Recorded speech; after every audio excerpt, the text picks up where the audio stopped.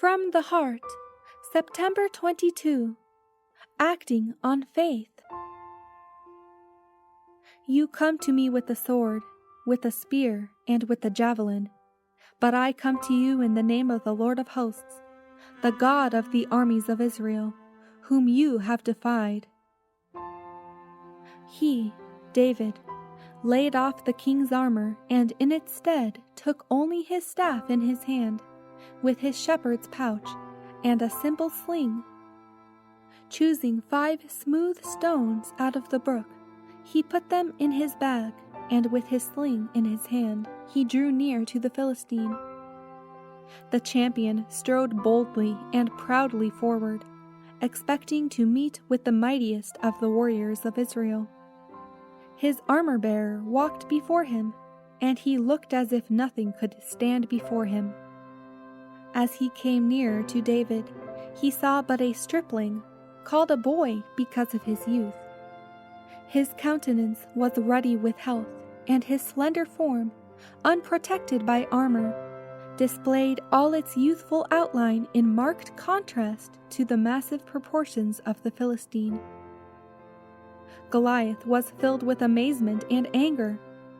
His indignation burst forth in words that were calculated to terrify and overwhelm the daring youth before him.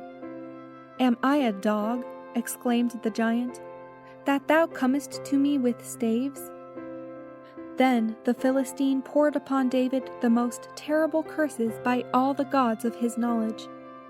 He cried in derision, "Come to me, and I will give thy flesh unto the fowls of the air, and to the beasts of the field." This haughty threat only served to inspire the youth with loftier courage, and to kindle in his breast a greater zeal to silence the enemy of his people. He did not weaken before the champion of the Philistines. He knew that he was about to fight for the honor of his God and the deliverance of Israel, and his heart was full of calm faith and hope. David stepped forward and addressed his antagonist in language that was both modest and eloquent. And he said to the Philistine, "Thou comest to me with a sword, and with a spear, and with a shield, but I come to thee in the name of the Lord of hosts, the God of the armies of Israel, whom thou hast defied.